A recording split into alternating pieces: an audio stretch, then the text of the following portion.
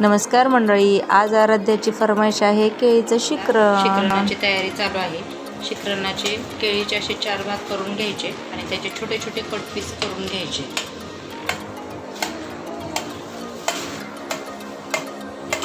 असे छोटे छोटे पीस करून घ्यायचे.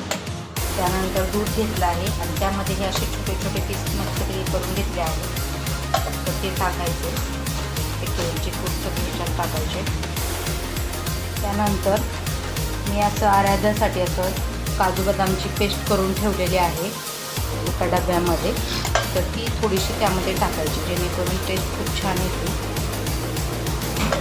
आणि त्याचं जे शिकरण आपण जे बनवतो ते खाण्याचा पण स्वाद खूप छान वाटतो.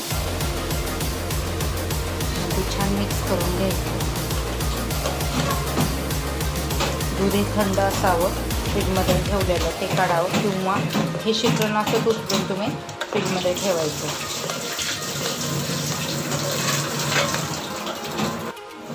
त्याचं मिश्रण छान हलवून घ्यायचं कारण की त्यामध्ये साखर पण मिक्स केलेली आहे.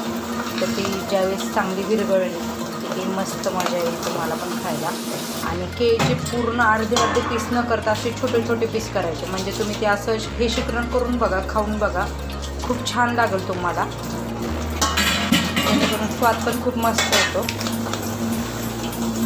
पूर्ण मोठे मोठे असतील तर ते खायला व्यवस्थित वाटत नाही, पण छोट्या छोट्या ह्याच्यामध्ये खूप छान वाटतं. आणि तुम्ही आराध्याला मी तुम्हाला दाखवते. आराध्या बघा कुठं किचन वाट्याच्या खाली कशी बघा ती खेळतीये, कशी बघा. आराध्या तू काय करते बेटा? बघा बघा हिची ॲक्शन बघा कशी करते ही. हां बघा बघा बघा फक्त हिची ॲक्शन तुम्ही बघा. माझं वरती काम चालू आहे किचन वाट्यावरती आणि हा सगळा माझा पसारा आहे आणि आराध्याची मस्त अशी खेळणं चालू आहे.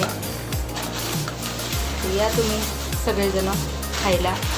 आणि आराध्याचा जर व्हिडिओ आवडला तर लाईक करा, शेअर करा, सबस्क्राईब करा आणि साईडचं जे बेल आयकॉनचं बटन आहे ते पण दाबून ठेवा जेणेकरून मी नवीन व्हिडिओ टाकला तर तुम्हाला लगेच तो दिसेल.